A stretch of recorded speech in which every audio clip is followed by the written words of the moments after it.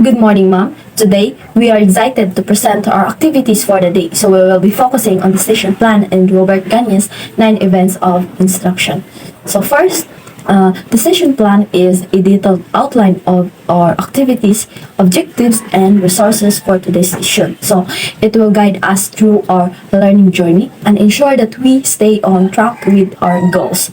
So next, Robert Gagne's 9 events of instruction. So it is a framework that help us design effective learning experiences.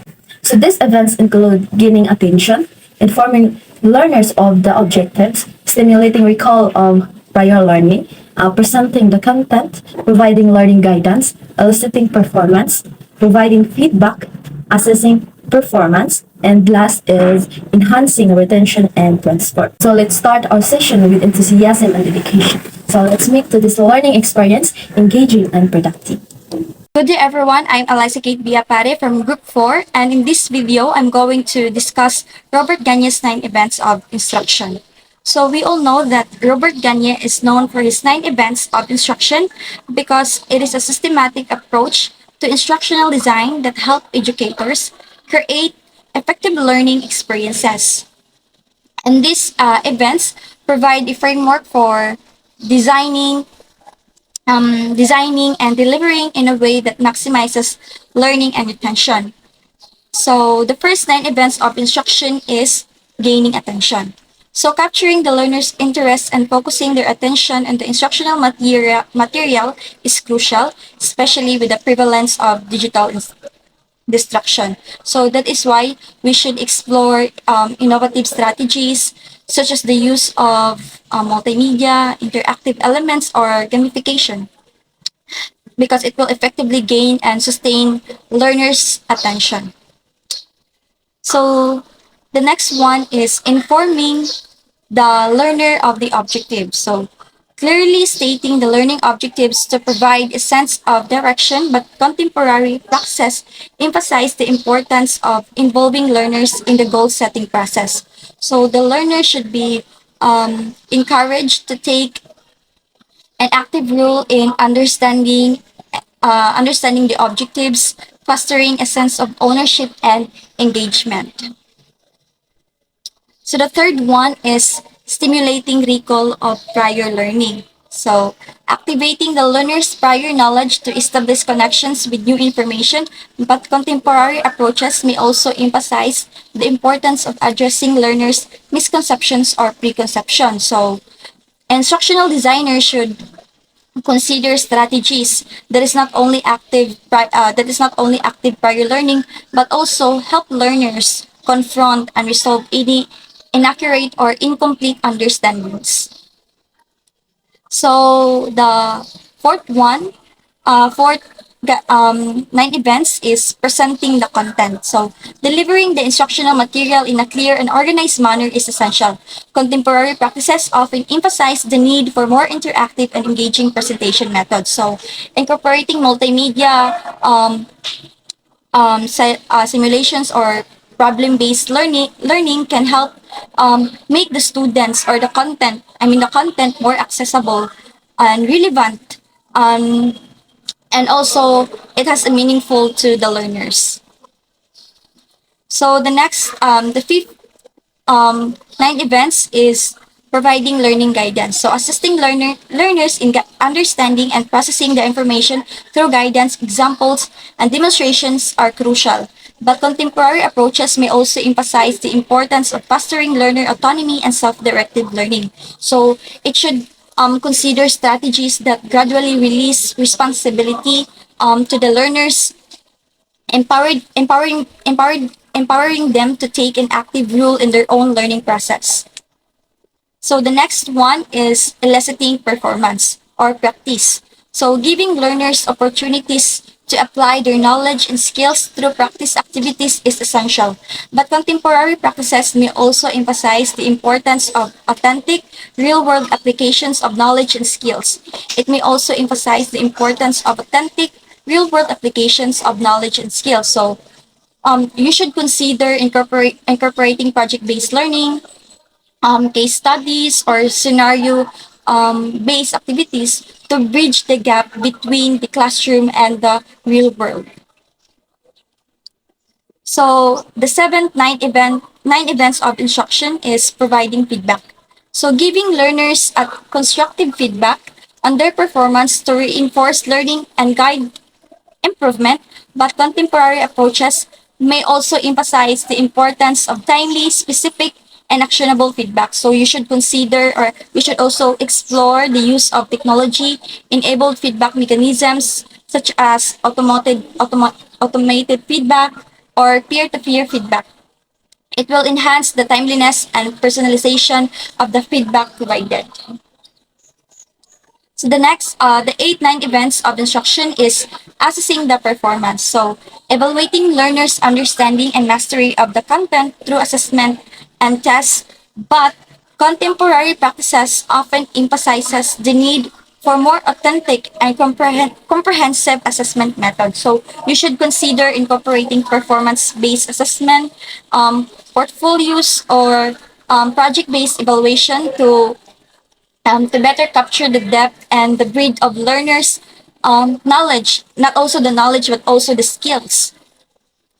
So now let's go to the last 9 events, which is the enhancing retention and transfer. So promoting long-term retention and application of the learned knowledge and skills in real world context. It may also emphasize the importance of developing metacognitive skills and self-regulation strategies. So that is why you should explore ways to integrate explicit instruction and opportunities for learners to reflect on their own learning processes, fostering the development of these essential skills. So those are the 9 events of instructions by Robert Gagne's 9 events of instruction framework. So in the context of contemporary educational practices, Gagne's framework remains relevant and valuable. It emphasizes learner engagement, cognitive processing, and the application of knowledge. So it is often incorporate technology and online learning platforms, and Gagne's framework can be applied effectively in this context. So also by critically analyzing Gagne's framework through the lens of contemporary educational practices, instructional designers can easily identify areas for adaptation and enhancement. It will ensure that the model remains important or significant, effective, and aligned with the evolving needs and expectation of the modern learners. So next is explore the complexity involved in applying Gagne's 9 events to diverse learning environment, considering factors such as learner characteristics, instructional content, and technological advancements. So in applying Gagne's 9 events of instruction to diverse learning environments can be a conflict due to factors such as learning characteristics, instructional content, and technological advancements. So first is learning characteristics. So learning characteristics have different backgrounds, abilities, learning styles, and preference. So in adapting Gagne's events to diverse learners requires considering their individuals' needs and tailoring the instructional approaches accordingly. So for example, providing multiple modes of instruction, incorporating multimedia elements, and offering different activities can accommodate different learning styles and abilities. Second is instructional content. The nature of the instructional contents play a significant role in applying Gagne's events. Different subjects and topics may require different instructional approaches. So, some content may lead itself well to hands-on activities and practice, while others may require more conceptual understanding or critical thinking. So, adapting Gagne's events to diverse content areas involve aligning the events with specific learning objectives and content requirements. Next, the third is technological advancements. So, technological advancements have transformed the learning landscape, offering new possibilities and challenges. So, integrating technology into the instructional design can enhance engagement, interactivity, and accessibility. However, it also requires considering the ability of technology, digital literacy levels of learners, and the compatibility of instructional strategies with different technological platforms. Additionally, staying updated with emerging technologies and their potential impact on instructional design is crucial. So, next is evaluate the extent to which Gagne's mode addresses the multifaceted needs of modern learners and instructional designer and propose innovate or adaptation or enhancement to the framework to optimize its relevance and effectiveness in today's educational landscape. Strength of the models include its alignment with cognitive learning theories, flexibility, and adaptability. So, to further optimize its relevance, proposed enhancement include first is learning-centered approaches. So this can be improved learners' motivation, engagement, and the overall effectiveness of the instruction. So second is integrating emerging technologies rather. So the rapid advancement in educational technology present opportunities to enhance the Gagne's model. These technologies can improve the delivery, personalization, and assignment of instruction, further enhancing the model's effectiveness. So, third is emphasizing metacognitive strategies. So, Gagne's model could be strengthened by incorporating explicit instruction and opportunities for learners to reflect in their learning, fostering the development of metacognitive skills. So, this can help learners become more aware of their own learning processes and strategies, leading to improved learning outcomes. Fourth is considering diverse learning needs, recognizing and accommodating the diverse backgrounds, learning styles, and ability of learners is essential. So this can improve the accessibility and effectiveness of the instruction for a wide range of learners, ensuring inclusivity and equity. By adapting the Gagne's instructional design models in these ways, it can become better aligned with the evolving requirements of modern learning environments and learners. Now let's moving on to the session plan.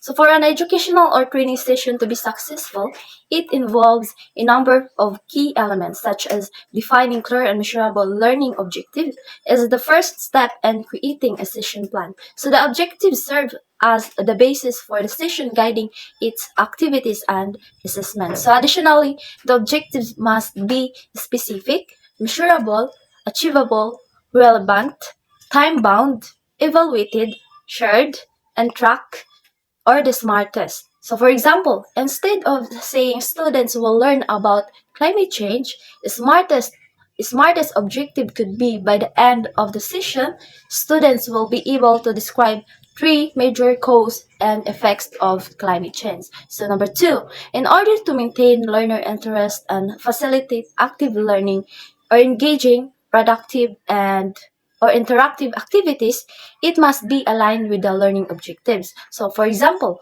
if the objective is to teach problem solving skills, so students may need to solve a real world problem using the concepts they've learned as part of a group project or activities. So, number three, the selection of resources, materials, and technology should support the learning objectives and activities. So, for example, if the session involves teaching coding, so an instructor might need to select a programming language and provide learners with access to a coding platform. So the accessibility of these resources and the learners' familiarity with technology are also important factors to consider. So number four, effective session planning involves carefully sequencing the activities and managing the timing to ensure a smooth flow of the session. So, and also to ensure that each activity and topic gets the appropriate attention and that the session does not run over time, it may be necessary to start with simpler concepts and introduce more complex ones gradually. So, for example, in a training session, so a lecture might be start with a brief lecture and followed by a group activity and end with a question and answer session. So number five, integrating appropriate assessment methods is crucial for evaluating learner comprehension and achievement of the learning objectives. So in order to evaluate the learner's comprehension and achievement of learning objectives, so assessment methods may include quizzes, assignments, presentations, or feedback sessions. So the assessment should be aligned with the learning objectives and provide insight into the effectiveness of the session for both the learners and the instructor. And lastly, the session planning process is an interactive one and it is essential to continuously review and refine the plan based on feedback and reflection. So as based on response to feedback and reflection, the session plan should be revised and refined. So for example, if learners struggled with a particular topic, the instructor might need to spend more time on it in future session. So it involves adjusting the timing, modifying activities, or even redefining learning objectives. So also during the creation of a session plan, there are also several challenges that educators may face. So especially when dealing with a limited time, diverse learner requirements, and limited resources. So first, we have the limited time. So one of the main challenges is the limited time available to plan and prepare a session. So educators often have to cover a lot of content within a specific time frame, so which can make it difficult to create a comprehensive and engaging session plan. So next we have diverse learner requirements. So this also can be challenging, so as it requires careful consideration of various instructional strategies, materials, and assessment to ensure inclusivity and promote effective learning for all students. So last, limited resources. So the availability of resources such as textbooks, technology, and materials can also pose a challenge during the creation of a session plan. So, limited resources can restrict the variety and quality of instructional material, so making it difficult to provide engaging and interactive learning experiences. And to overcome challenges during the creation of a session plan, the careful planning, adaptability, and creativity are essential. So first, we have the careful planning. So by carefully planning each aspect of the session, you can ensure that you are well prepared and ready to address any obstacles that may arise. So next, we have the adaptability. So despite careful planning, unexpected situations or changes may occur during the session. So by being adaptable allows you to quickly adjust your plans and strategies to accommodate these changes. So last, we have the creativity. That is why we educators may need to be creative and resourceful in finding alternative ways to deliver content and facilitate learning without relying heavily on physical resources.